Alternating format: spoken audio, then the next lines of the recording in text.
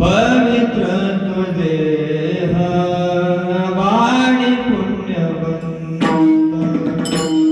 पवित्र तो देह वाणी पुण्यवंत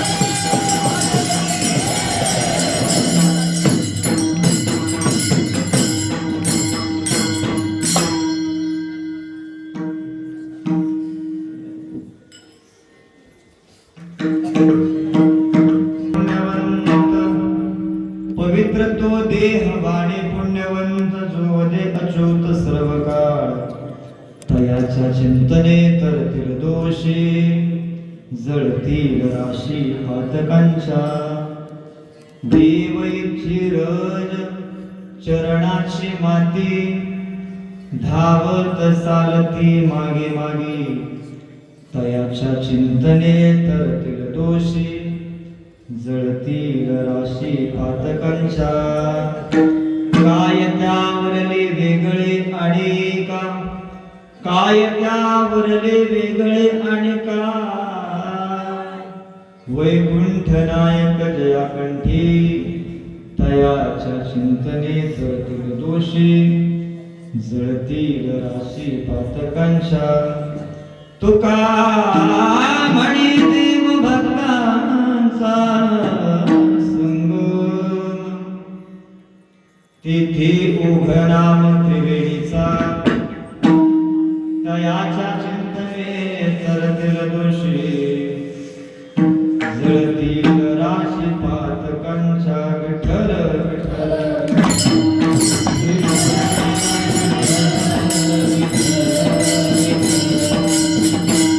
महायोग पीठे तटे विमलध्यामुरं कुंडलिकाय धातुं नेत्रे समागत्य तिष्ठं तमानन्दकन्दं परब्रह्मलिङ्गं भजे पाण्डुरङ्गं पाण्डुरङ्गा गुरु प्रथमोदम्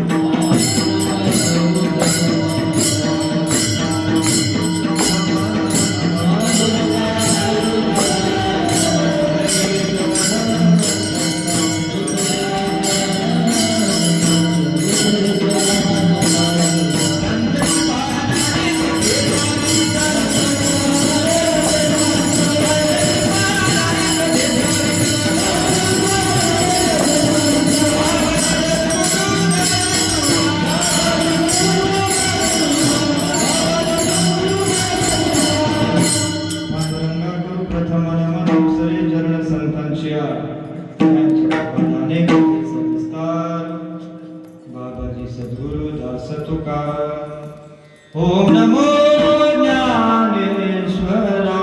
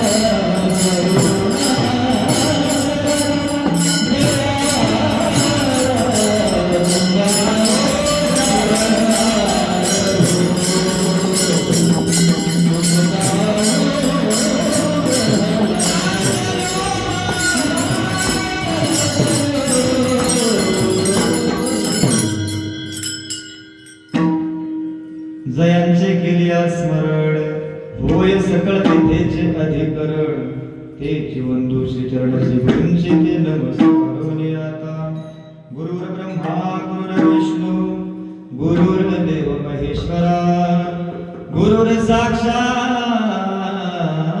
परब्रह्म तस्मै श्री गुरुवे नमः नमो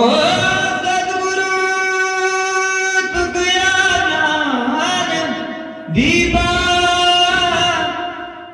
नमो सद्गुरु सच्चिदानंद रूपा नमो सद्गुरु भक्त कल्याण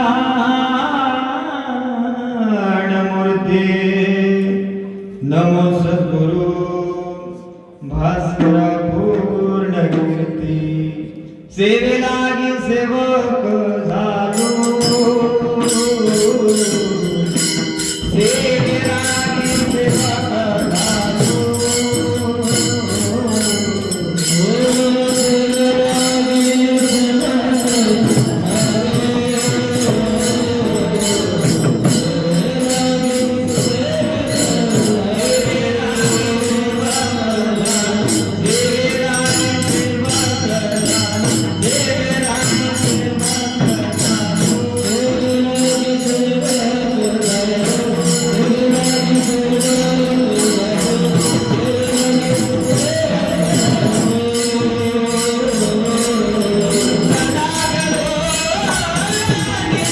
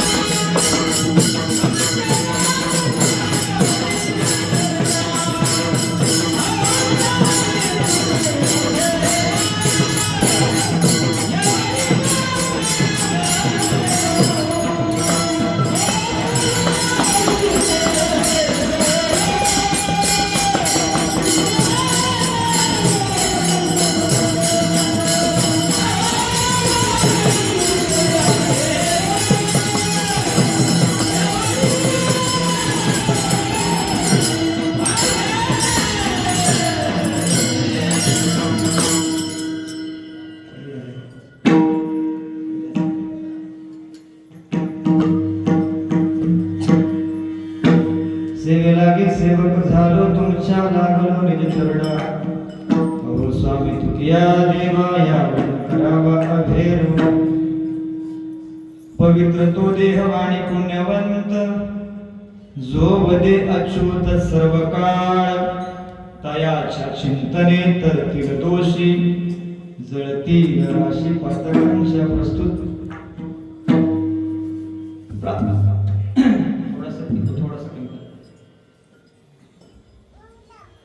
प्रस्तुत प्राप्त संगीत प्राप्त स्थळी कीर्तन रूपी सेवेकरता निवडलेला अभंग वैराग्याची मूर्ती वारकरी संप्रदायाच्या कलशस्थानी विराजमान असणारे देवचे सुप्रसिद्ध संत श्रीमंत श्री जगद्गुरु तुकोबारायांचा उत्कृष्ट असा पाठचरणाचा संत महात्म्यांची स्थिती संत महात्म्यांच्या अवस्थेचं वर्णन करणारा सुंदर असा अभंग सेवेकरता घेतला आहे. विठ्ठल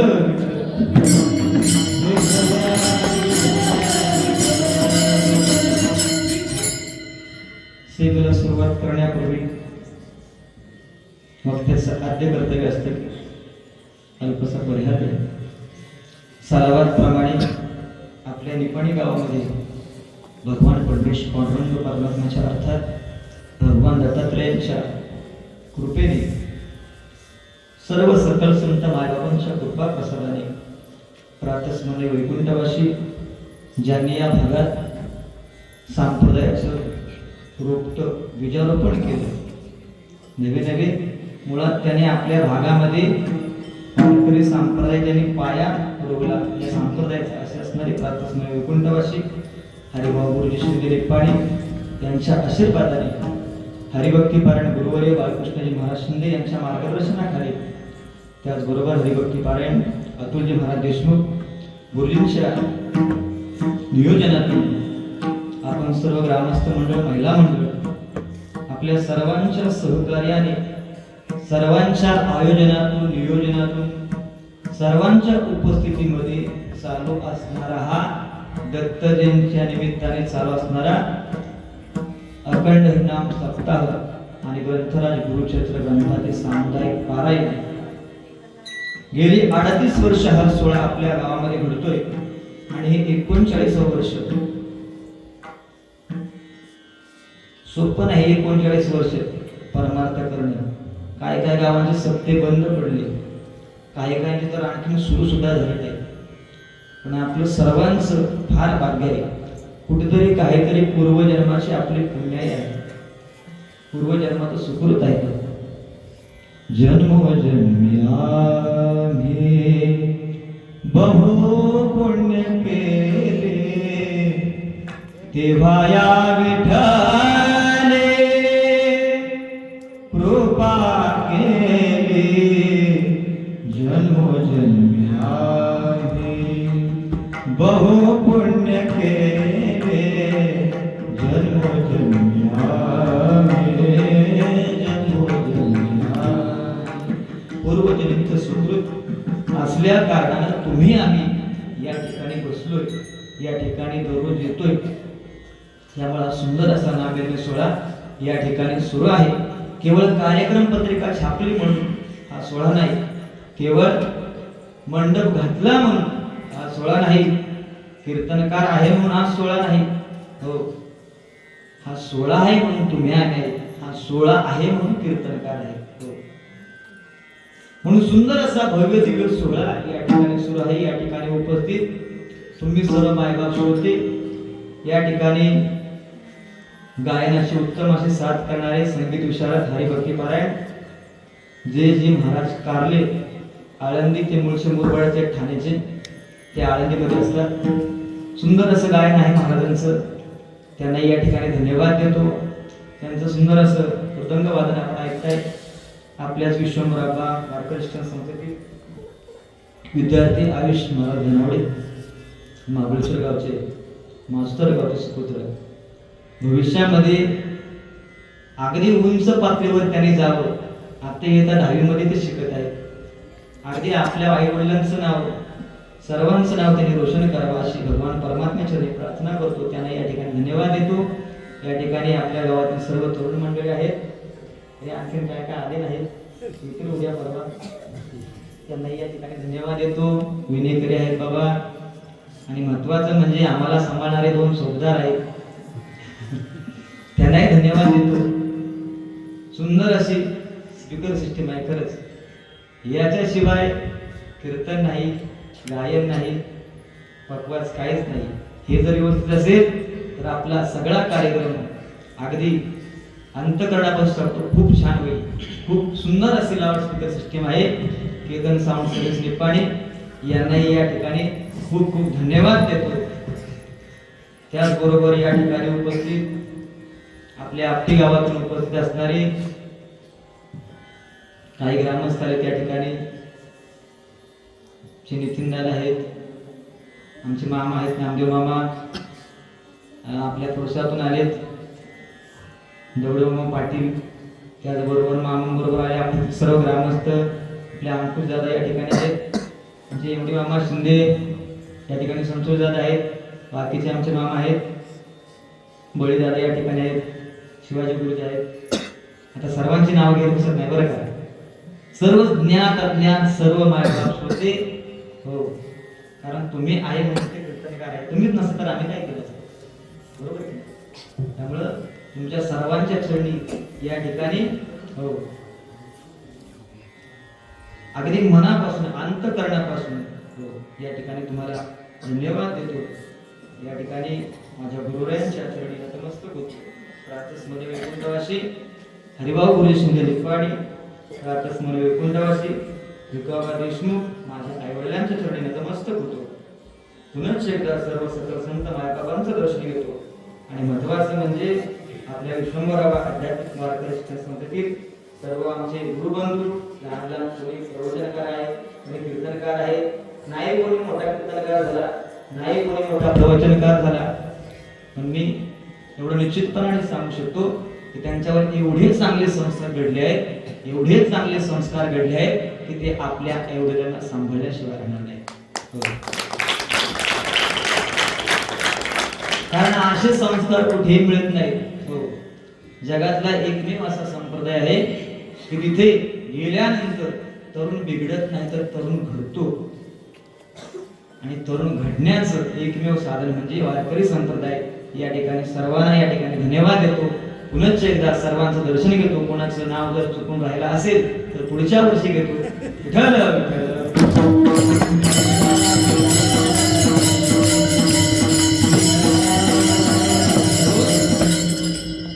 संत महात्म्यांची स्थिती, संत महात्म्यांचं वर्णन करणारा सुंदर असा अभंग आज सेवेकरिता घेतलेला आहे. कारण अभंगाचा जर पूर्ण अर्थ पाहिला आपण तर अशी स्थिती फक्त संत महात्म्याची असते किंवा असू शकते. बाकी जरी ती साधना त्यांच्यापासून एवढी घडलेली आहे आणि त्या साधनेचं वर्णन या ठिकाणी जगद्गुरु तुकोबाराय करतात. पहा, हा नश्वर असा देह आपल्याला प्राप्त झालेला आहे. बरोबर की नाही? बोलत चला, झालाय का नाही प्राप्त? मग का आपण त्याला आपलं म्हणून त्याच्यासारखंच वागायला लागलो, त्याच्यासारखंच ऐकायला लागलो? काय त्याचा परिणाम आहे हे अनेक संत महात्म्यांनी सांगितलेले आहे. प्रत्येक योनीचा जर आपण विचार केला तर एक एक योनी कोटी कोटी फेरा मग लागे वारा मनुष्य देही. म्हणजे एकदा का माणूस बैलाच्या जन्माला गेला, मेल्यानंतर पुन्हा बैल होतो, पुन्हा जिवंत होतो, पुन्हा बैल होतो, पुन्हा मरतो, पुन्हा बैल होतो. असं किती वेळा? 1 कोटी वेळा. डुकराच्या जन्माला गेला, मरतो, डुक्कर होतो, पुन्हा जन्माला येतो, पुन्हा डुक्कर होतो, पुन्हा मरतो, पुन्हा जन्माला येतो. किती वेळा? 1 कोटी वेळा. असं प्रत्येक 84 लाख योनी भोगत भोगत भोगतो तो जीव. मग माणसाच्या बाबतीतच देवाने असं का केलं? माणसाला फक्त एकदा दिलायचा, परत त्याला 1 कोटी पण नाही आणि डबल सुद्धा नाही. जरी मनापासून इच्छा असली तरी डबल सुद्धा नाही. आणि का? त्याला एकदा संधी मिळते. कारण आता भरपूर झालं महाराज. किती वेळा जन्माला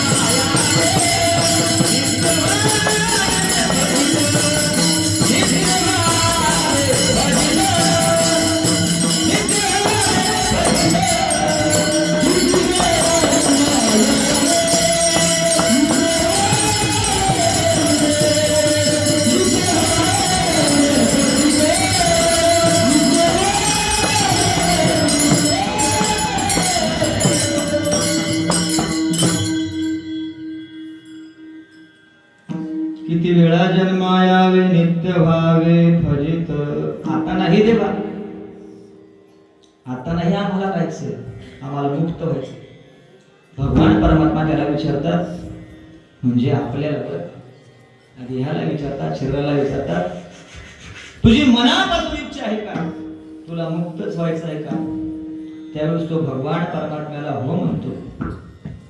आणि भगवान परमात्म्याला हो म्हटल्यानंतर भगवान परमात्मा त्याला सांगतात की तुला या नर देहाला जन्माला घातल्यानंतर तुला जर स्वतःला मुक्त करून घ्यायचं असेल तर मी सांगतोय त्या पद्धतीनं तू जर साधना केलीस तर तू या नर देहातून मुक्त होशील. आणि नुसता मुक्त होणार नाहीस तर ही जी इरझार आहे ना, ती इरझार कायमची संपते. फक्त काय कर, तू नामस्मरण करून ती अवस्था प्राप्त कर. कारण त्या अवस्थेमध्ये गेल्यावर भगवान परमात्म्याची प्राप्ती होत नाही. कारण भगवान परमात्म्याची प्राप्ती झाल्याशिवाय माणसाला मुक्ती मिळेलच असं नाही. मग असं म्हटल्यानंतर तो देवाला हो म्हणाला. मग देवाने त्याची ती अवस्था पाहून त्याला या मनुष्य नर देहामध्ये जन्माला घातलं. आणि आता तो त्यालाच विसरत चाललाय. बरोबर की नाही? अरे अनमोल असा किमतीचा नर देह आपल्याला प्राप्त झालाय. आता अलीकडे 50 लाख 1 करोड शरीराचा एक भाग असतो बघा, किडनी. किती रुपये घालवा, हो, पण या अनमोल अशा देहाची किंमत आपल्याला नाही करता येणार. नाही करता येणार किंमत या देहाची. अरे ज्याला पाय नाही त्याला पायाची किंमत विचारा, ज्याला हात नाही त्याला हाताची किंमत विचारा, ज्याला डोळा नाही त्याला डोळ्याची किंमत विचारा. समजा एखाद्याचा ऍक्सिडेंट झाला, ऍक्सिडेंट मध्ये त्याचा पाय मोडला, तर त्या ठिकाणी कृत्रिम पाय बसवता येईल, पण त्या ठिकाणी तोच पाय बसवला जाऊ शकत नाही. म्हणजे इतका अनुकूल आहे महाराज. मग देवाने आम्हाला एवढं सगळं दिलेलं असताना का आम्ही त्याला विसरत चाललोय? कारण आमचं प्रेम कमी झालंय त्याच्यावरच. अरे त्याने जसं तुम्हाला सांगितले ते करण्यासाठी आपण तसं करत नाही, आपण त्यांच्या उलट वागायला लागलो. दिले इंद्रिय हात पाय कान,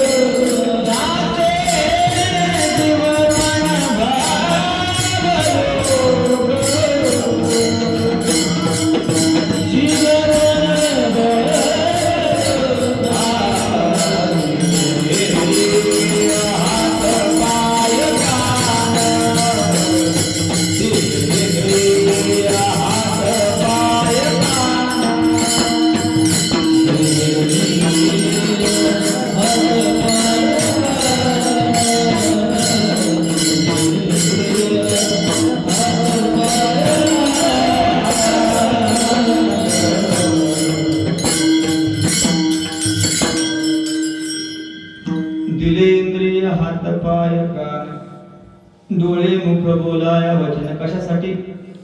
जेणे तू जोडसे नारायण, त्या भगवान परमात्म्याला जोडण्यासाठी तुला हा नरदेह प्राप्त झालेला आहे.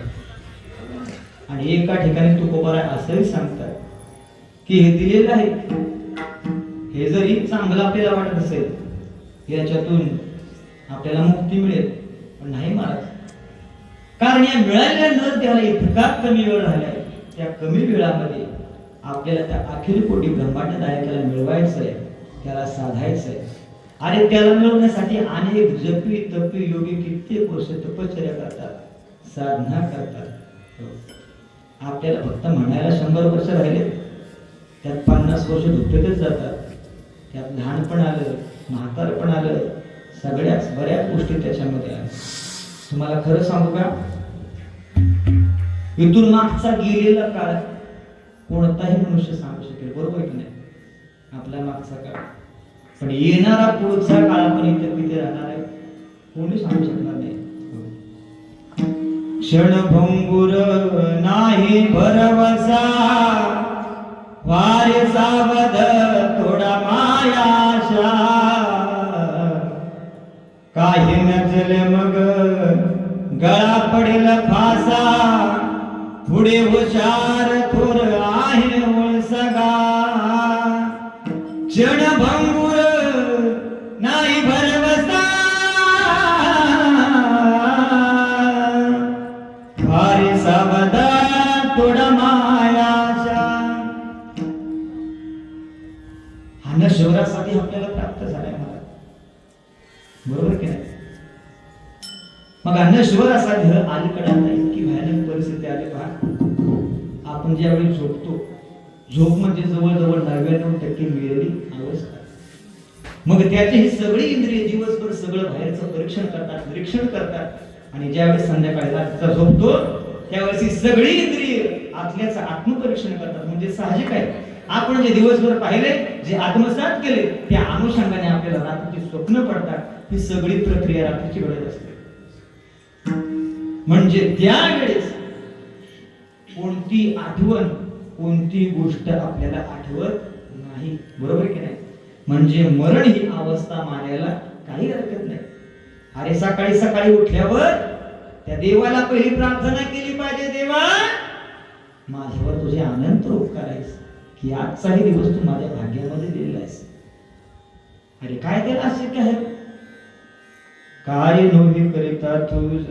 अरे त्याच्या मनात आलं ना की तो काही करू शकतो. त्याला वाटलं आता वर पोचवायचं, ह्याला लगेच तिकीट फाडणार. हो, काय त्याला अशक्य आहे? हो, अरे ज्या वेळेस त्याला जायचं आहे ना त्यावेळेस तो सगळं सोडून जाणार आहे. म्हणून आता याची काही गॅरंटी नाही. पण मिळालेल्या वेळामध्ये आपल्याला त्या अखिलपड ब्रह्मांड नायकाला मिळवायचंय, त्याला साधायचंय. आणि तुम्हाला खरं सांगू का,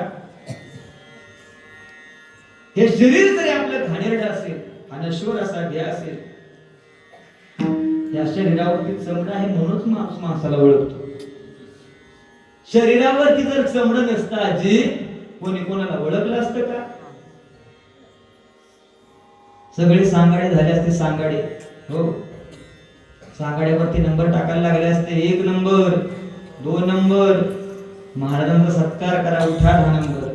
हो, सगळीकडे नंबर टाकायला लागले असते. अरे माणूस माणसावर प्रेम करतो, एक तर त्याच्या गुणावर तरी करतो, नाहीतर शरीरावर म्हणायला काय? आपण म्हणतो हा माझा आहे, तो माझा आहे. गेल्यावर आहे कोणी मनाचा विचार करत ना कोणत्या गोष्टीचा. हो, संत महात्म्याच्या बाबतीत जर कळलं ना, हो, संत महात्मे देवाला म्हणतात, देवाला आपल्याच करतात. त्यांच्या मुखात एकच नाम होतं, दीन रजने हा श्रीरंगा गोविंदाचे गोवाडे. तू गोवारा म्हणतात की देवा तुझ्या नामस्मरणाशिवाय आम्हाला दुसरं एकही काम नाही. आम्ही नामधारक आहोत, आम्ही फक्त नामच जाणतो. तुकोबारायांच्या नामावरची निष्ठा जर आपण पाहिली ना तर एका अभंगामध्ये तुकोबाराय देवा बरोबर ही संघर्ष करतात विचाराचा. हो, हरी तुझे नाम गायना खंड, हरी तुझे नाम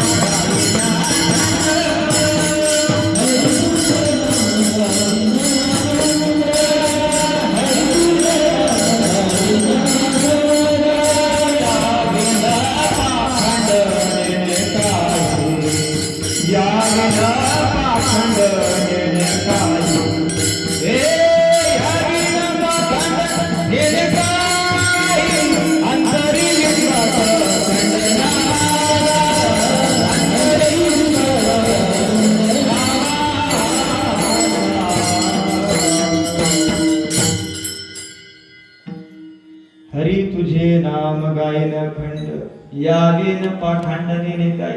देवा तुझं नामस्मरण हेच आमच्यासाठी एक श्रेष्ठ साधन आहे.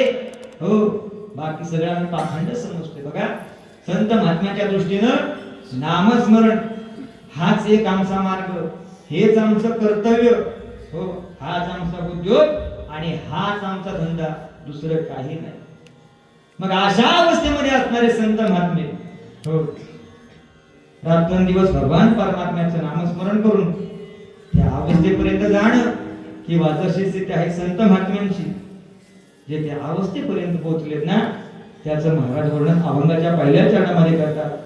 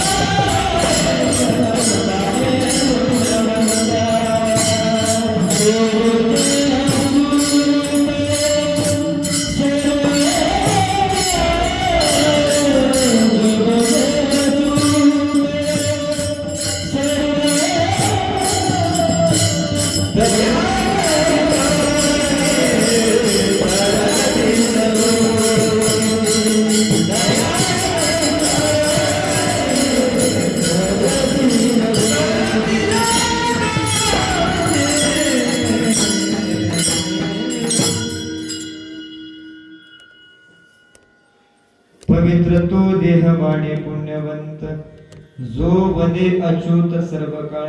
या नश्वर अशा देहाला त्या संत महात्म्याच्या स्थितीपर्यंत पोहोचवणं म्हणजे कोणती स्थिती? पवित्र तो देह वाणी पुण्यवंत. आणि त्यांची ती अवस्था कधी निर्माण झाली? जो वदे अच्युत सर्व काळ. आता सर्व काळ शब्द महत्वाचा आहे. हो, सर्व काळ म्हणजे असा काळ नाही की आता कार्यक्रम झाला की पुढच्या सप्ताहाला सगळं आपलं हे सगळं मटेरियल बाहेर काढायचं, असं नाही. सर्व काळ म्हणजे संत महात्मे देवांचं रात्रंदिवस भजन करतात, नामस्मरण करतात. हो, विषय त्यांचा झाला नारायण, विषय त्यांचा झाला नारायण, नामडे जनधन माता पिता. सर्व काळ म्हणजे असा एकही क्षण नाही, असा एकही काळ नाही की त्या क्षणामध्ये त्यांनी भगवान परमात्म्याचं नामस्मरण घेतलं नाही. जो वदे अच्युत, रात्रंदिवस सर्व काळ, ज्याची संपूर्ण जगावर सत्ता आहे, ज्याने संपूर्ण जगावर विजय मिळवलेला आहे, असा जगाच्या पाठीवर फक्त आणि फक्त एकमेव भगवान परमात्मा आहे. आपण सुद्धा हा संसार करतो आणि हा संसार करत असताना आपण प्रत्येकावर विजय मिळवण्याचा प्रयत्न करतो. बरोबर की नाही? आयुष्य निघून गेलं, आपण कोणावरच विजय मिळवू शकत. तुम्हाला कदाचित कल्पना असेल किंवा नसेल, काय काय लोक भेटले की म्हणतात, महाराज जांभळीच्या झाडाकडून तेवढं खात सगळं पटांगा दिसते ना, तेवढी सगळी जमीन माझीच आहे. त्यावेळेस ती जमीन त्याला म्हणते, अरे बाबा, तुझ्या अगोदर तुझ्यासारखे किती आले आणि किती गेले, पण मी आतापर्यंत कोणाचीच झाली. जमीन कोणाच झाली? अवय शरीर सुद्धा आपलं नाही. देह हे काळाचे, धन कुबेराचे. देह हे काळाचे, धन कुबेराचे. तेथे मनुष्याचे काय आहे, तेथे मनुष्याचे काय आहे. देह हे काळाचे, धन कुबेराचे. शरीर सुद्धा आपलं नाही, काहीच आपलं नाही महाराज. पण संत महात्मे देवाला आपले म्हणतात. हा नश्वराचा देह जरी असला तरी त्याने त्या साधनेच्या दोरावर कसं बनवलंय? पवित्र तो देह. पवित्रता या शब्दाला दुसरा पर्यायी शब्द नाही. पवित्रता म्हणजे सर्वांचं मंगल असा मानला जाणारा शब्द. हो, अरे भगवान परमात्म्याच्या नामस्मरणामध्ये एवढी मोठी ताकद आहे की ती या देहाला पवित्र करतं किंवा हा देह पवित्रदायी होतो. देव ज्या ठिकाणी उभा आहे पवित्र ते कुळ. भगवान परमात्म्याच्या नामस्मरणामध्ये एवढी ताकद आहे की कुळाचाही उद्धार होतो. आपल्या सर्वांचं फार मोठं प्रारब्ध आहे की आपण या भारत देशामध्ये जन्माला आलो. बरोबर की नाही? पाकिस्तानात जन्माला आलो असतो बाबा, काय झालं असतं? पांढऱ्या टोप्या दिसल्या नसत्या. हो, कोण शाहरुख, कोण सलमान, हो, लय वेगळं झालं असतं. आणि आपलं फार मोठे भाग्य आहे. पण याच्याही पेक्षा मोठं प्रारब्ध म्हणजे आपण महाराष्ट्रामध्ये जन्माला आलोय. आपले महाराष्ट्र म्हणजे साधू संतांची भूमी आहे, शूरवीरांची भूमी आहे. हो, आपल्या महाराष्ट्रामध्ये ज्ञानोबा आहे, तुकोबा आहे, अनेक मोठे मोठे संत होऊन गेले. अरे तिकडे अमेरिका असेल, फ्रान्स असेल, युरोप, जर्मनी असेल, या देशाने महाराज आपल्या ज्ञानोबरायांची ज्ञानेश्वरी, तुकोबरायांचा गाथा असे अनेक मोठे मोठे ग्रंथ डोक्यावर घेऊन त्यांच्यावर पीएचडी केल्या, मोठे मोठे शोध लावले आणि आपल्या देशाचा विकास केला. हे सगळं आपल्या देशामध्ये घडलेलं आहे, महाराष्ट्रामध्ये घडले. तरी आपल्याला त्याचा स्वाभिमान नाही, अभिमान नाही. महाराष्ट्रामध्ये किती तीर्थस्थळ आहे, त्याचा आपल्याला स्वाभिमान, अभिमान असणं गरजेचं आहे. पण आपल्याला त्याचं काहीच पडलं नाही. आता सांगायला थोडस लाजरवाणं वाटेल, पण पहा आता काही ठराविक घरं सोडली तर कुठं कुणाच्या घरी माझ्या माऊली ज्ञानोबराची ज्ञानेश्वरी तुकोबरायांचा गाथा पाहिला सुद्धा मिळणार नाही. पण असो, तुम्ही ते वाचलं नाही तरी चालेल, त्याचं पूजन केलं नाही तरी चालेल, पण त्याच्यावर असणारी श्रद्धा तर राहिली. बरोबर की नाही? म्हणून या नश्वर अशा देहाला पवित्र करणारे कोण असतील तर ते संत महात्मे. पवित्र तो देह वाणी पुण्यवंत, जो वदे अच्युत सर्व काळ. मग अशा संत महात्म्यांचं रात्रंदिवस नामस्मरण केल्यावर आपल्याला त्याचा काय लाभ होतो? दयाच्या चिंतने दयातील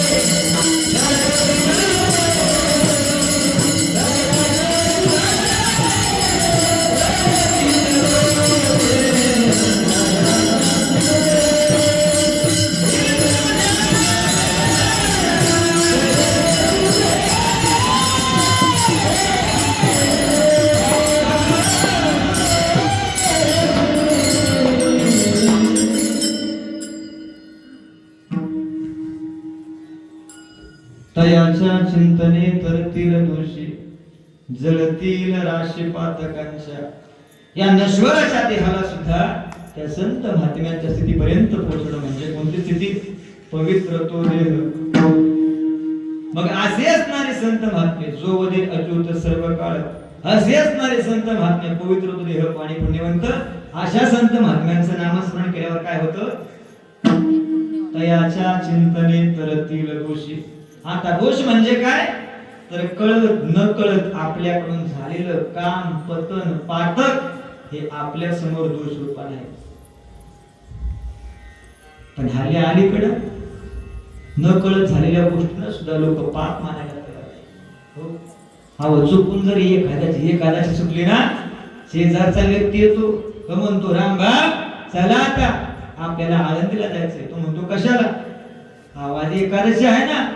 मग एकादशी आहे पहा, आता त्याचं निम्म जेवण झाले, एकादशी आहे म्हणून काय करतो? जेवणाचं ताट बाजूला सारतो आणि देवाला म्हणतो, देवा हे झालेलं सगळं तुमच्या चरणी मी, आता मला माफ करा, आता इथून पुढे असं होणार नाही. पण पाप ते पापच हो, बरोबर की नाही? पापात असेल, उपपापात असेल, नाही तर महापापात असेल, त्याची पतन झाल्याशिवाय राहणार नाही. पण त्याच्या ती काही मोठी भाभाग असते बघा. हो, आता झाली ना भाकरी खाऊन, चला मग अशी बी सुटली आणि तशी बी सुटली म्हणतो, येऊ द्या भात. हो, म्हणजे आता असा काही समज करायची गरज नाही की न कळत झालेल्या गोष्टींना सुद्धा लोक पाप म्हणतात. त्याच्या पाठीमागे भला मोठा कथामागे भाग की मूल 5 वर्षाचा असेपर्यंत, 5 वर्षाचं मूल होईपर्यंत त्याला पाप पुण्य कळतच नाही. हे केल्यावर पाप होतं, ते केल्यावर पुण्य होतं. म्हणजे पाप पुण्याच्या त्याला गोष्टी माहित नाही, त्याला अभ्यास नाही. मग अशाकडून जर एखादा गुन्हा घडला अपराध झाला तर तो गुन्हा त्याला ग्राह्य धरला जात नाही. पण त्यानंतरचा जो काही त्याचा काळ आहे ना, त्या काळातल्या प्रत्येक केसासारख्या गोष्टी या गणितामध्ये धरल्या जातात. मग मोठा झाला काय, बारका झाला काय, नकळत झाले काय, पाप, उपपाप आणि महापाप या पापाच्या 3 प्रकारामध्ये गणलं जातं, मोजलं जातं. आता आपण इथं बसलोय ना, 84 लाख मुली या जगतामध्ये आहेत. आता आपल्या भोवती जवळजवळ 1 लाख मुली नक्की करत असतील. हो, आता इथून जरी असं पाऊल जरी दुसरीकडे टाकायचं म्हटलं तरी 1-2 तरी आपल्या पायाखाली चिरल्याशिवाय राहणार नाही. हो, आपण श्वास घेतो सोडतो याच्या माध्यमातून सुद्धा कितीतरी जीवजंतू मरत असतात. म्हणजे काही योनी ह्या आपल्याला जरी दिसत नसल्या तरी त्या आपल्या अवतीभोवती असतात. न कळतपणे आपल्याकडून पाप हे घडतच असतं, दोष हे घडतच असतात. पण जगद्गुरु तुकोबाराय सांगतात की भगवान परमात्म्याचं रात्रंदिवस नामस्मरण करणारे या जगाच्या पाठीवर एकमेव संत महात्मे आहेत. मग अशा संत महात्म्यांचं नामस्मरण केलं, त्यांच्या कार्याचं कौतुक जरी केलं, ते आचरणामध्ये उतरलं तरी तयाच्या चिंतने तरतील दोषी. आता दोषी म्हणजे त्याला काही नावच आहे, त्याला काही ग्रहितच पडलेले आहे. म्हणजे पहा, समजा एखाद्या टायमिंगला एखाद्यानं जर चोरी केली, काय चोरी केली, त्याला लोकांनी धू धुतला, हो, नंतर पुन्हा त्याने त्याच्या जीवनामध्ये कितीही बदलण्याचा प्रयत्न केला तरी त्याचा बदल त्या ठिकाणी ग्राह्य धरला जात नाही. लोक त्याला चोरच म्हणतात. हो, मग असे अनेक अपराधी, अनेक दोषी आपल्याला पाहायला मिळतील. विठ्ठल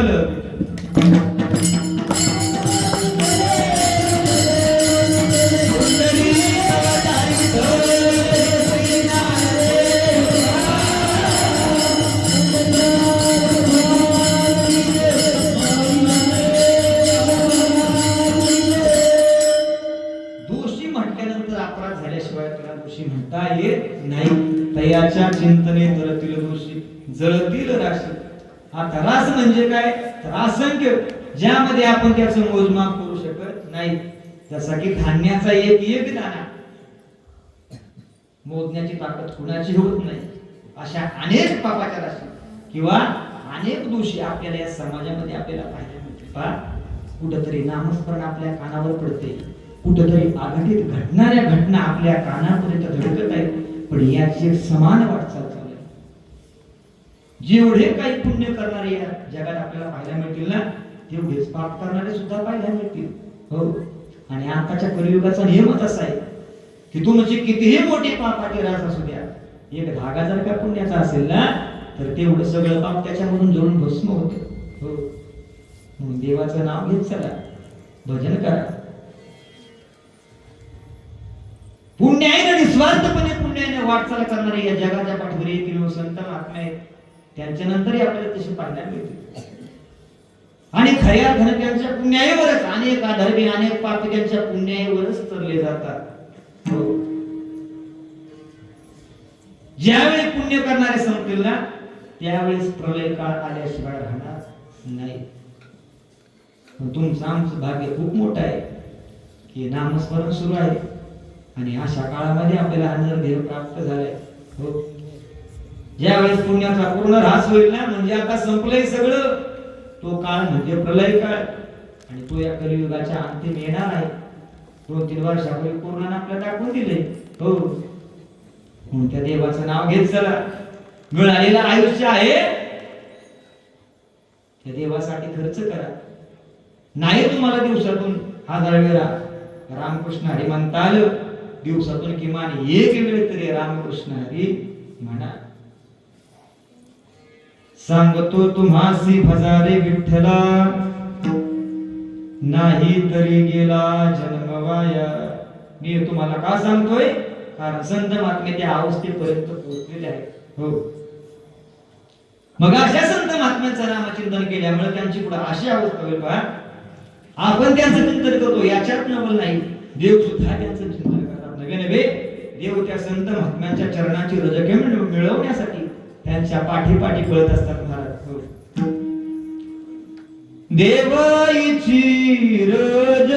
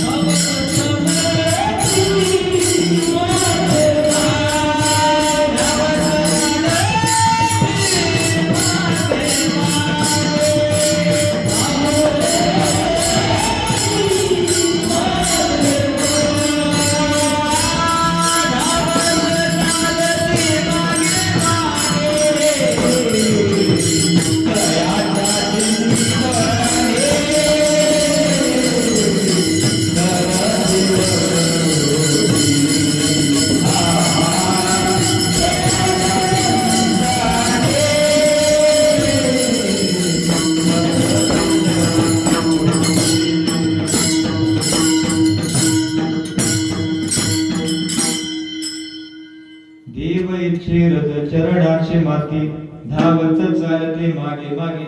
अभंगाच्या तिसऱ्या चरणामध्ये जगद्गुरु तुकोबाने सांगतात की अशा संत महात्म्यांच्या हो मागे देव सुद्धा असतोय.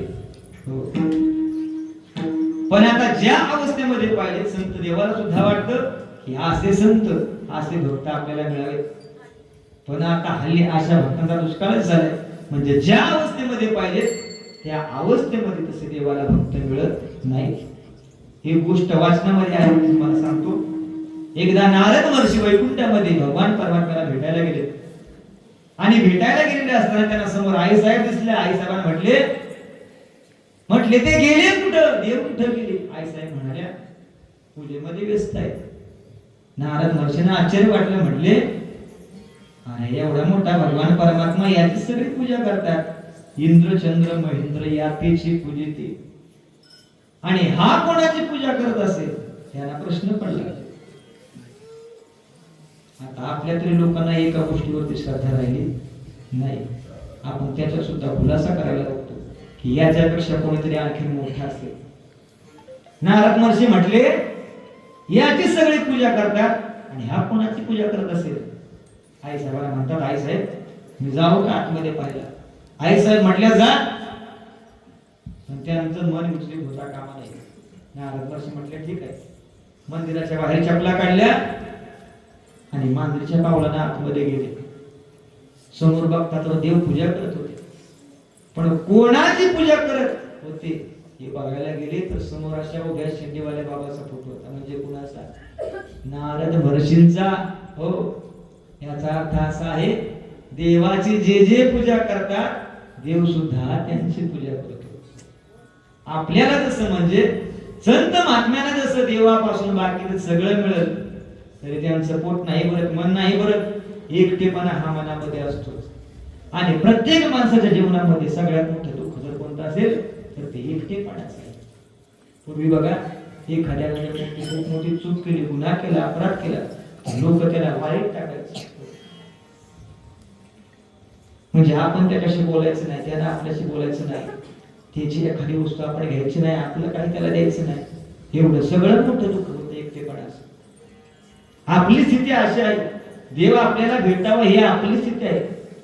पण संत महात्म्यांची स्थिती अशी आहे की त्यांना देवच आवडतो.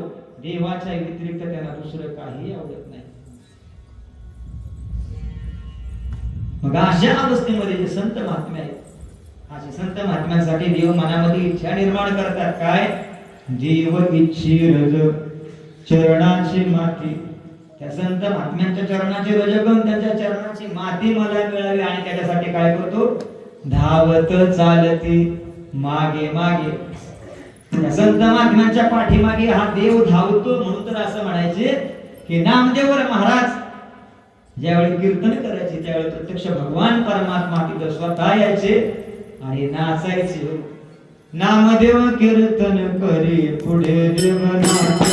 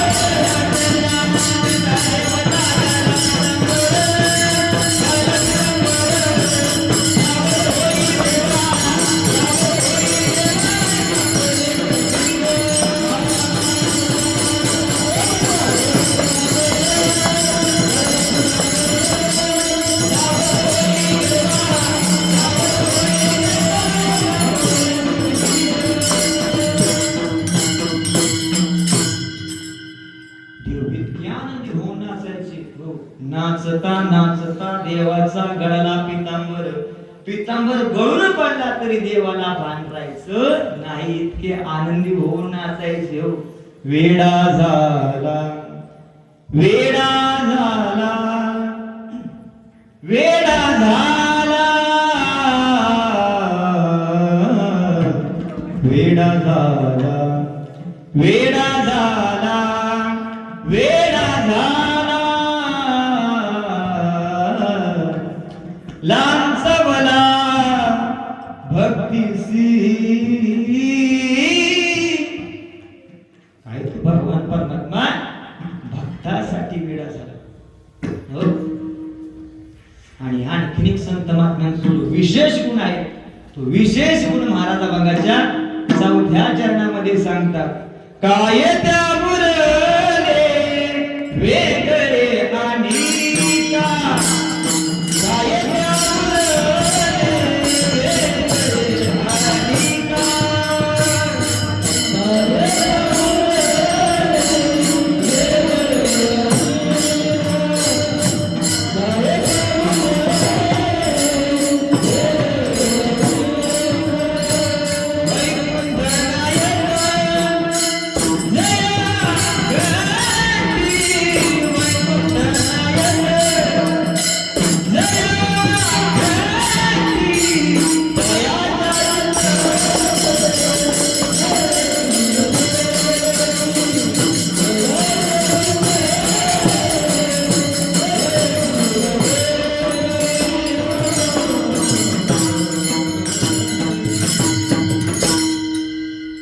आणि का, त्यावरले वेगळे अनेक वैकुंठ नायक कंठी हो.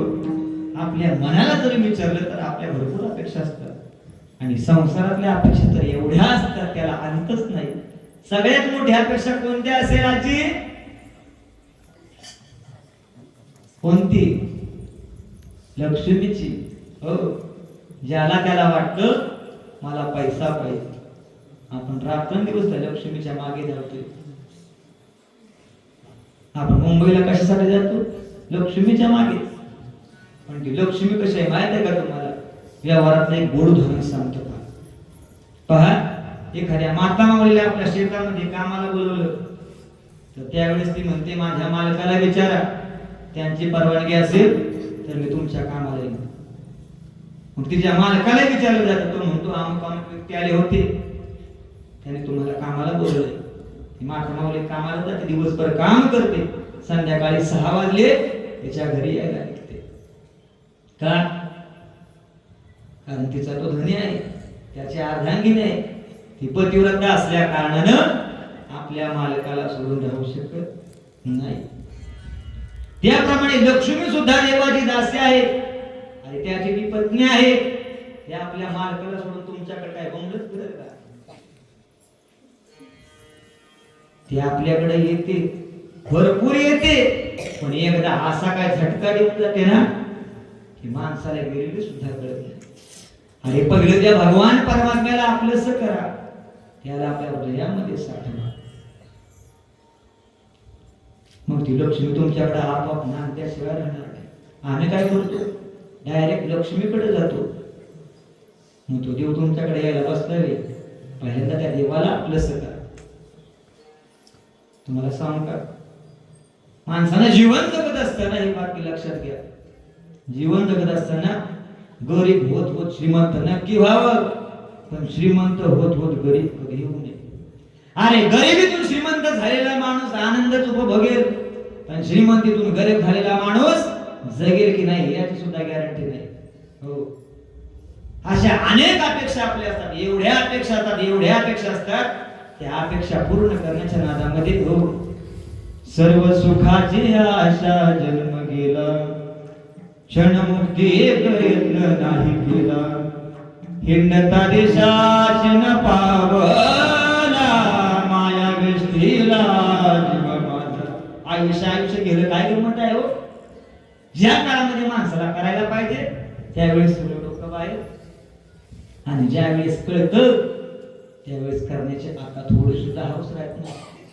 आता आजकालच्या तरुण मंडळीला जर सांगितलं ना की अमुक अमुक दिवशी आपल्या गावातून दिंडी सोहळ्याचं प्रस्थान होणार आहे आळंदीला, अमुक अमुक टायमिंगला तुम्ही तिथं हजर राहा. त्या दिवशी त्यांचं पाऊल सुद्धा तिकडे फिरकणार नाही. हो, पण ज्या दिवशी त्यांना कळेल ना आपल्याला जायला पाहिजे होतं, त्यावेळेस त्यांचं शरीर त्यांच्यासाठी नाही. आणि हे सुद्धा तितकंच खरं आहे. तरणा भाग्यवंत नटे हरी कीर्तनात. अरे ज्या वेळेला तरुणाला हरिपाठाची गरज आहे, तुम्हाला खरं सांगू का माता मावळे, आपल्या मुलांना लहान लहान जरी असतील तरी त्यांना इथे कीर्तनामध्ये घेऊन येत जावं. जरी बडबड करत असतील तरी त्यांना घेऊन येत जावं.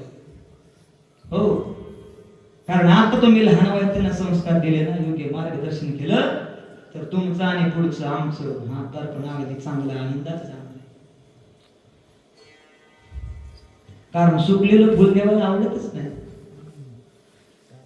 मला सांगा, माझं महिला मंडळ आता ज्यांची लग्न झाले त्यांनी सांगा, तुम्ही लग्नामध्ये नवऱ्याच्या गळ्यामध्ये चांगला हार घालता का सुकलेल्या फुलांचा? चांगलाच ना. माणसाला जर चांगले फुलं आवडत असतील तर देवाला म्हातारे कोतारे कसे आवडतील? तरुणच आवडतील. अरे ज्या काळामध्ये तरुणाला हरिपाठाची गरज आहे, गीतेची गरज आहे, ज्ञानेश्वरीची गरज आहे, त्या काळामध्ये आजकाल आमच्या मुलांच्या हातामध्ये मोबाईल आहे. म्हणून इथे बसलेला माता मावळे, तुम्हाला तुमचा मुलगा म्हणून मार्गदर्शन करेल. आपल्या मुलांना योग्य संस्कार द्या, योग्य मार्गदर्शन करा. अरे पोरग रात्री घरी पिऊन आल्यावर बापाच्या आधी आईला कळतं, कारण रात्री उशिरा घरी आल्यावर वास आईला येतो, बापाला येतच नाही. मग ते पोरग एवढं पडतं, एवढं पितं, एक दिवस आई वडिलांनाच घराच्या बाहेर काढते. मग त्यावेळेस आई म्हणते, त्यावेळेसच दाबलं असतं तर खूप बरं झालं असतं. म्हणून जीवनातील सगळ्यात मोठी संपत्ती जर काय असेल तर आपल्या मुलांचे संस्कार आहे. लिहून ठेवाय माझं काळजावर. जीवनातील सगळ्यात मोठी संपत्तीमध्ये आपल्या मुलावरचे संस्कार. मी खरं सांगतो तुम्हाला एवढी मामा, मी तिकडे संस्थेमध्ये शिकायला गेल्यावर माझ्या आईनं मला आतापर्यंत कधी विचारलं नाही की बाळा काय शिकतोस, गायन शिकतोस की पकवास शिकतोस, कुठं कुठं कीर्तन करतोस, किती पैसे कीर्तनाचं घेतोस, कधीच विचारलं नाही. की फक्त मला त्याने एकदा एकच वाक्य सांगितलं होतं की बाळा जीवनामध्ये तुला कोणी फाटकं म्हटलं तरी चालेल. काय जीवनामध्ये तुला कोणी फाटकं म्हटलं तरी चालेल, पण तुला कोणी तुटकं म्हणू नये. एवढं जरी केलं ना तरी खूप झालं गड्या. अरे जीवनातले सगळ्यात मोठे संस्कार म्हणजे अरे छत्रपती शिवाजी महाराजांनी वयाच्या 16 वर्षी तोरणा किल्ला जिंकलाय. छत्रपती शिवाजी महाराज गर्भामध्ये असताना आमच्या जिजाऊ साहेब मोबाईल खेळत नव्हत्या, पिक्चरच्या गाण्या ऐकत नव्हत्या, टीव्हीवरच्या सिरियल पाहत नव्हत्या. म्हणून माय मावल्या हो, तुम्ही तुमच्या मुलांना योग्य संस्कार द्या. गर्भवती असताना हरिपाठ वाचला पाहिजे, ज्ञानेश्वरी वाचली पाहिजे, गीता वाचली पाहिजे. काय काय लोक म्हणतात, महाराज आमचं पोरग सारखं ते मोबाईल हातात घेते. अरे तुम्ही गर्भवती असल्यापासून मोबाईलच कधी खाली ठेवला नाही, पाठवरून खाली उतरले नाही, मग ते मोबाईल घेणार नाही तर काय हरिपाठ वाचेल? शुद्ध बीजा पोटी फळे रसाळ. माणसाच्या जीवनातले सगळ्यात पहिला गुरु जर कोण असेल तर मातृदेव भव, आपली आई आहे. हो, आपली आई आहे. आणि ते संस्कार जर तुम्ही लहान वयात दिले ना तर खऱ्या अर्थानं तुमचं आमचं पुढचं भविष्य हे नक्कीच आनंदात जाणार आहे. हो, एका मायमाऊलीचं लग्न झालं. लग्न होताच नवरा मरण पावला. गर्भवती असताना एक मुलगा झाला.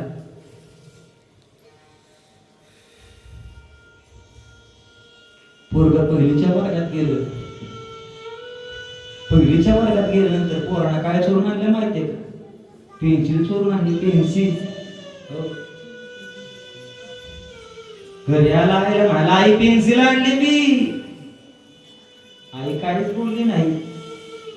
पोरग दुसरीच्या वर्गामध्ये गेलं. दुसरीच्या वर्गात गेल्यानंतर पोराने कंपास चोरून आणली. पोरग काहीच बोलले नाही, आई काहीच बोलले नाही. असं पोरग गुन्हे करत करत करत करत गेलं. आणि त्यानंतर तालुक्यामध्ये नाही, जिल्ह्यामध्ये नाही, महाराष्ट्रामध्ये 1 नंबरचा दरोडेखोर झाला. आणि एक दिवस बँकेवर दरोडा टाकताना बँकेच्या सेवकाचा खून केला. पोलिसांनी त्याला पकडलं, डायरेक्ट फाशीची शिक्षा सुनावली.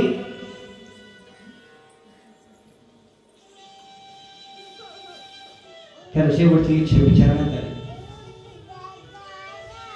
तुम्हाला माझ्या आईला मला भेटायचंय. आईला बोलावणं झालं. बाजूला वकील लोक होते, पोलीस लोक होते, जज लोक होते, सगळी मंडळी तिथं होती. आई समोर उभी होती. आईच्या जवळ गेला, आईचं दर्शन घेतलं आणि 2 कान खाली लावून दिले आईच्या. पोलीस म्हणून पुलक म्हणू लागले, अरे मूर्खा, या आईनं पोटच्या गोळ्याप्रमाणे वाढवलं, लहानाचं मोठं केलं, या कानाखाली मारतो, तुला लाज बीज वाटते की नाही? ते पोरग जोर जोर रडायला लागलं. पोलीस लोकांना म्हणू लागले, साहेब, अशा जर म्हणला मला माझ्या आईने मला लहानपणी मारले असत्या, पहिलीच्या वर्गात गेल्यानंतर मी ज्यावेळी पेन्सिल चोरली त्यावेळी सांगितलं असतं, पोरा अरे हे चुकीचं काम आहे, वाईट काम आहे, पेन्सिल चोरू नको. त्यावेळेस जर मला सांगितलं असतं ना, तर आज मी एवढा मोठा गुन्हेगार झालो नसतो. याला सर्वस्वी जबाबदार माझी आई आहे. म्हणून मावल्यावर आपल्या मुलांसाठी इस्टेट कमावून ठेवण्यापेक्षा, आपल्या मुलांसाठी बंगला गाडी देण्यापेक्षा, आपल्या मुलांच्या नावावर आपल्या मुलांसाठी योग्य संस्कार. अरे मुस्लिम समाजाची आई हो, गावाला जाताना आपल्या मुलाला सांगते, बेटा सुनते हो ना, मैं गांव जा रही हूँ, दिन में 4-5 बार नमाज पढ़ना, मैं आने के बाद आपको पूछूंगी. मला नाही वाटत ते विश्वातले एखाद्या हिंदू माय माऊलीने सांगितलं असेल आपल्या मुलाला, बाळाने माहेरला जाते, संध्याकाळी दिवाबत्ती कर, हरिपाठ म्हण, बजरंग बलीच्या दर्शनाला जा. का नाही आपण हे संस्कार देत? का नाही आपण हे संस्कार करत? मग तरुणपणी संस्कार नाही द्यायचे, म्हातारपणी नाही द्यायचे, आणि म्हणायचं मला त्यानं सांभाळच नाही. अरे आपण त्यांच्याकडून किती अपेक्षा करतो की माझ्या मुलांना असं व्हावं तसं व्हावं, पण तुम्ही योग्य वयात जर त्यांना संस्कार दिले नाहीत ना, तर खऱ्या अर्थानं तुमचं आमचं भविष्य फार धोक्याचं आहे. म्हणून त्यांना योग्य संस्कार द्या. अशा अनेक अपेक्षा आपण जीवनामध्ये करत असतो महाराज. पण अशी अपेक्षा कधी आपल्या मनाला होत नाही की आता हे सगळं सोडावं आणि आता फक्त देवच करावा. का असं आपल्या मनाला वाटत नाही? हो, वाटतं का? नाही वाटत. अरे तो किती आपल्यावर प्रेम करतो हे त्याला विचारायची गरज नाही, कारण तुम्ही त्याच्यावर जेवढं करता ना तेवढं तो तुमच्यावर करणार आहे. मग म्हणायचं माझ्याकडे त्यानं कधी पाहिलंच नाही, माझ्याकडे कधी त्यानं बघितलंच नाही. मग आपण सुद्धा समजायचं आपण सुद्धा कधी त्याच्यावर प्रेम केलं नाही. आणि त्याला बघायची गरज नाही, त्याला विचारायची गरज नाही तुम्ही किती प्रेम देताय, तुम्ही किती प्रेम करताय. आपण पहिल्यांदा केलं पाहिजे, आपण पहिल्यांदा त्याच्यावर प्रेम केलं पाहिजे. नक्की देव फार कृपाळू आहे, तो तुमच्यावर नक्की प्रेम केल्याशिवाय. अशा अनेक अपेक्षा आपण करतो, पण संत महात्मे नाही. संत महात्म्याच्या अपेक्षा करतात त्या कोणत्या, आणि त्या पूर्ण झाल्यावर आता जीवनामध्ये काय मिळवायचं आहे? वैकुंठ नायक जयाकंठी. अरे सुखाच्या मागे सगळे पळतात, पण सुखाचं जे मेन ठिकाण आहे, सुखाचा जो आगर आहे भगवान परमात्मा, त्याच्या मागे कोणीच धावत नाही. तुम्हाला असं वाटतंय ना त्याने तुम्हाला पैसा द्यावा, आणि असं नाही की नामस्मरण घेतल्यावर तुम्हाला मुक्ती मिळेल. तुम्हाला असं वाटतं ना पैसा द्यावा, पैसा सुद्धा तुम्हाला मिळेल, पण तुमचा भाव त्या पद्धतीने शुद्ध असला पाहिजे. अरे तुम्ही काय मागता याची अपेक्षा नाही त्याला, तुमच्या अंतःकरणामधल्या शुद्ध भावाची गरज आहे. सगळं आहे त्याच्याकडे, सकळ गुण संपन्न एक भगवंती नाम. भगवान परमात्मा इतका सर्व गुण संपन्न या जगाच्या पाठीवर दुसरा तिसरा कोणीही नाही. मग अशा संत महात्म्यांची स्थिती, अशा संत महात्म्यांचं वर्णन जगद्गुरु तुकोबाराय करतात की ज्यांनी फक्त भगवंताला आपलं मानलं आहे. हो, वैकुंठ नायकाला कंठामध्ये साठवलेलं आहे. आता जीवनामध्ये काही मिळवायची आणि कमवायची गरज नाही, कारण असंही सुख दुःखाच्या पलीकडे असणारं संत महात्म्यांचं जीवन आता सुख दुःखाला कारण असणाऱ्या सगळ्याच गोष्टीवर त्यांनी मात केलेली आहे. आता काय त्या उरले वेगळे आणि का वैकुंठ नायक दया कंठी, तयाच्या चिंतने तरतील दोषी, जळतील राशी पातकांच्या विठोबार कुमाई.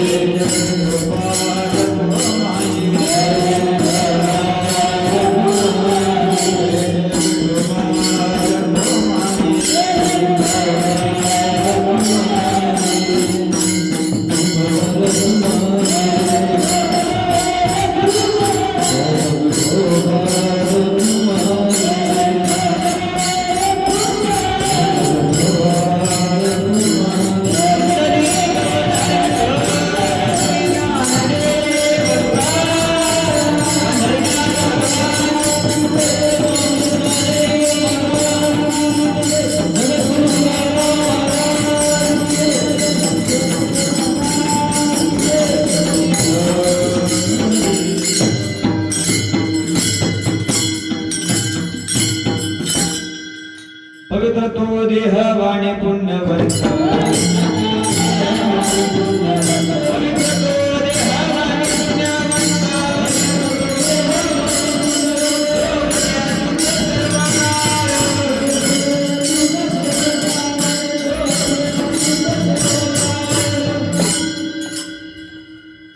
जगद्गुरु तुकोबाराय संत महात्म्यांची स्थिती, संत महात्म्यांचं वर्णन करतात.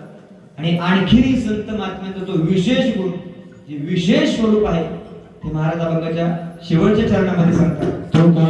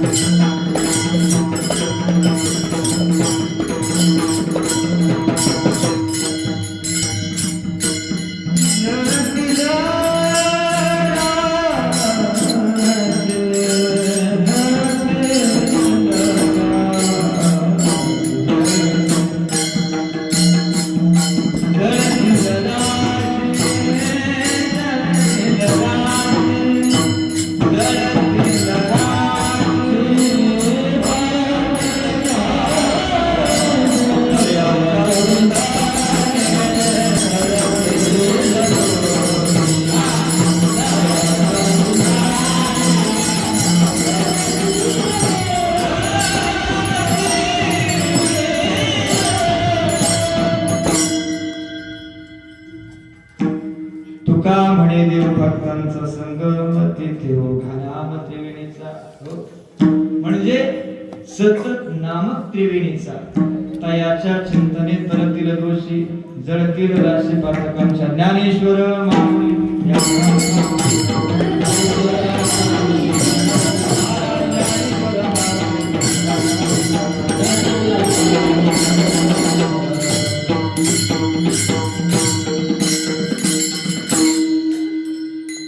देहवाणी पुण्यवंत जो अच्युत सर्व काळ तयाच्या चिंतने तरतील दोषी जळतील राशी पातकांच्या. देव येतील चरणाची माती धावत चालते मागे मागे. तयाच्या चिंतने तरतील दोषी जळतील राशी पातकांच्या. काय त्यावरले वेगळे आणि का वैकुंठ नायक जळकंठी. तयाच्या चिंतने तरतील दोषी जळतील राशी पातकांच्या. तुका म्हणे देव भक्तांचा संगम तेथे ओघनाम त्रिवेणीचा. तयाच्या चिंतने तरतील दोषी जळतील राशी पातकांच्या. यथामध्ये अवकाश संकल्पित वेळेमध्ये अभंगावर चिंतन वाढवण्याचा प्रयत्न केला. झालेली सेवा माझ्या गुरुवरांच्या चरणी समर्पित करतो. प्रातस्मरण वैकुंठवासी हरिभाऊ गुरुजी शिंदे निपाणी. प्रातस्मरण वैकुंठवासी विकोबा महाराज देशमुख. उपस्थित सर्व तुम्ही मायबाप श्रोते, सर्व टाळकरी विनेकरी, सर्व ज्ञात अज्ञात श्रोते, विनेकरी असतील, चोपदार असतील, गायनाचार्य, भगवान वादक, सर्वांच्या चरणी सेवा समर्पित करतो. महाराज संत वाङ्मय अथांग समुद्रासारखा आहे आणि त्याच्या तळाशी कोणी जाऊ शकत नाही. पण ज्यांनी शिंपल्यातून जसा मोती काढावा असं मला ज्यांनी या गादीवर उभं राहण्याच्या पात्रतेचं केलं माझ्या गुरुवारी हरिभक्त अतुलजी महाराज देशमुख. पुन्हा एकदा गुरुच्या चरणी सेवा समर्पित करून या ठिकाणी सेवेला पूर्णविराम देतो. महिला मंडळ भजन म्हणा माझ्या पाठीमागून आल्यापासून आपल्या शांत शांत. हात वर करा, हात वर करा.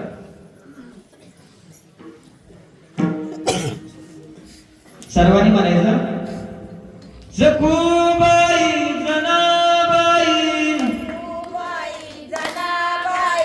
जकूबाई जनाबाई. जोरात बोला. जकूबाई जनाबाई नाम घेता विठ्ठल येई. नाम घेता विठ्ठल येई. आवाज. जखूबाई जनाबाई जखूबाई जनाबाई मागच्या बाया बोलत नाही. तुकाराम तुकाराम.